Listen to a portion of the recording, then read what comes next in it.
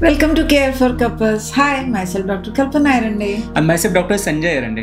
आज आपण कपलमधील इंटिमसी आणि बिझी लाईफ ह्या विषयावरती बोलणार आहोत. तर इंटिमसी म्हणजे शारीरिक आणि भावनिक जवळीकता ना, मग ही कमी होत चालली आहे का, आणि जर आहे तर ती कशी ओळखायची आणि त्याच्यावरती काय उपाय करायचे. चला तर मग या विषयावर सविस्तर बोलूया. बघा ना, माझं तुझ्यावर खूप प्रेम, पण 2 घडी तुझ्या बाजूला बसायला किंवा तुझ्याशी बोलायला माझ्याजवळ वेळच नाहीये. मग हा वेळ का नाहीये? कारण कामाचा व्याप आहे, किंवा मग मुलांचं संगोपन आहे, किंवा अजून स्ट्रेस, आणि त्याबरोबर हा मोबाईल फोन. जरा थोडा कुठं वेळ मिळाला तर लगेच मोबाईल फोन हातामध्ये, मग वेळ कसा मिळणार ना. म्हणजे तुमच्या लक्षात येत आहे का, इथे प्रॉब्लेम वेळेचा नाहीच आहे, मुळे प्रायोरिटीज आहे. आपण आपल्या पार्टनरला प्रायोरिटी द्यायचंच विसरून गेलोय, आणि मग त्यामुळे इंटिमसी कमी व्हायला लागली. मग ती कमी झाली हे कसं ओळखायचं? पहिलं म्हणजे ह्याच्यामध्ये आता असं आहे की जेव्हा तुम्ही एकमेकांच्या जवळ येत आहे, तर पहिलं जवळ आल्यानंतर तुम्ही बोलताना फक्त कामाशी संबंधितच बोलताय. तुम्हाला ॲज अ पार्टनर म्हणून तिथं काही घेणं देणंच नाहीये. म्हणजे तुम्ही बोलताय तर हा माझं हे काम आहे, मला हे करायचंय, मला ते करायचंय, पण मग ते प्रेम कुठे आहे, ती जवळीकता कुठे आहे?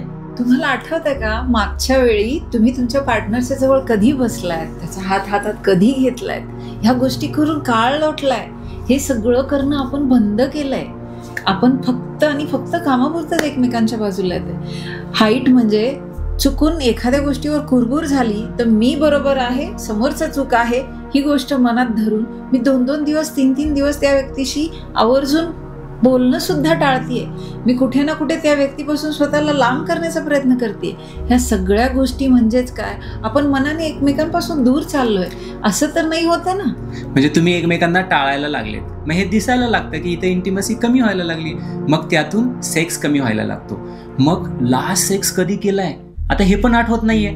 मग आठवत नाहीये तर करायचं तर अजून लांबची गोष्ट ना. आणि मग हे सगळं जे आहे आता त्रासदायक वाटायला लागतं.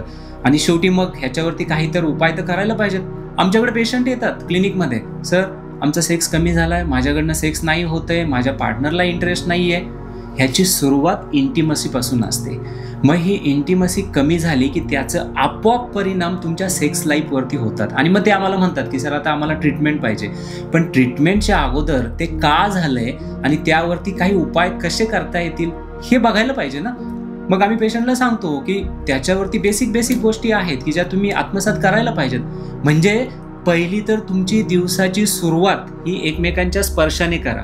छानपैकी असं जवळ घेणं, एकमेकांना किस करणं, तुम्ही हग करणं, किंवा म्हणजे तो जो स्पर्श असतो ना, नॉट नेसेसरी की प्रत्येक वेळी बेडरूममध्ये गेल्यानंतरच ह्या सगळ्या गोष्टी ज्या आहेत त्या व्हायला पाहिजेत.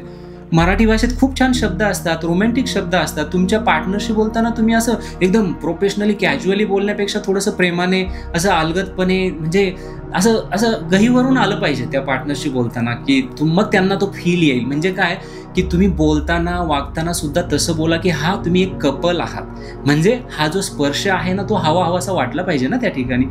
मग ह्यासाठी वेळ द्यावा लागतो.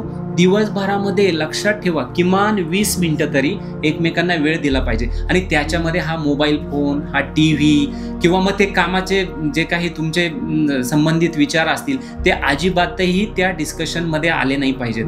म्हणजेच पहिली एकमेकांना वेळ देण्यापासून सुरुवात करा. हो, आता वेळ द्यायचा म्हणजे सकाळी उठल्यावर एकत्र चहा घ्या, चहावर गप्पा मारा, पण त्या गप्पांचा विषय हे तुम्ही दोघे असले पाहिजेत. समजा वीकेंड आहे, वीकेंडला यू कॅन प्लॅन समथिंग. तुम्ही वॉकला जाऊ शकता, तुम्ही पाणीपुरी खायला जाऊ शकता, कधीतरी मूवी पाहायला जा. आणि ह्या सगळ्या गोष्टींमध्ये समजा तुम्हाला आउटिंगला जायला प्रॉब्लेम वाटत असेल, पाऊस चालू आहे, ट्रॅफिक आहे, then you can do it on daily basis. रोज तुमचा डिनर झाल्यानंतर, रात्रीच्या जेवणानंतर शतपावली करायला म्हणून एकमेकांसोबत जा. जाताना एकमेकांचा हात हातात धरून काही गोष्टींवर गप्पा मारा. ह्या गोष्टी तुम्हाला तुमच्या पार्टनरसोबत कनेक्टेड ठेवतात. आणि ह्या गोष्टी केल्यानं तुम्ही तुमच्या पार्टनर सोबत आहात हा फील येतो. आणि तो फील खूप महत्त्वाचा असतो बेडरूममध्ये जाईपर्यंत तुमच्यामध्ये ती इच्छा तयार होण्यासाठी. आणि तोच आता तुम्हाला परत नव्यानं तयार करायचं. मग हे सगळं झालं, तुम्ही तुमच्या पद्धतीनं केलं, पण त्याच्यामध्ये तुमचं आरोग्य महत्त्वाचं आहे ना. शारीरिक आणि मानसिक आरोग्य, म्हणजे फिजिकली आणि मेंटली सुद्धा फिट राहायला पाहिजे. म्हणजे आपण असं म्हणतो की तुमचं सेक्शुअल लाईफ जर चांगलं ठेवायचं असेल ना, तर तुमचं शरीर आणि मन चांगलं पाहिजे. म्हणजे brain is the greatest sexual organ, like that की तुम्हाला ते वापरात पण ठेवायला पाहिजे ना. म्हणजे तुम्ही रेग्युलरली तसं सेक्स करायला पाहिजे. आणि आपण असं नेहमी म्हणतोच की use it or lose it, म्हणजे ती गोष्ट वापरात ठेवा तर वापरामध्ये राहील, नाही तर बिना वापराची होईल. मग त्यासाठी शेवटी ट्रीटमेंटची पण गरज लागते. आणि बाहेर सगळ्यांना लाईक कमेंट करायला आपण नेहमी पुढे असतो. जेव्हा घरातल्या पार्टनरची वेळ येते तेव्हा कंजूसी नका करू. तू साडी घातली आहे ना, खूप छान दिसतेस. तू आज भाजी केली आहे, चांगली केलीस. थँक गॉड तू काल मला माझ्या प्रोजेक्टमध्ये मदत केली म्हणून माझा प्रोजेक्ट वेळेत पूर्ण करू शकले मी. ह्या कॉम्प्लिमेंट्स द्यायला, ॲप्रिसिएशन करायला का कंजूसी करताय ते करा. कारण हे तुम्हाला तुमच्या पार्टनरसोबत कनेक्टेड ठेवेल. तो इमोशनल कनेक्ट तसाच्या तसा ताजा तवाना ठेवेल.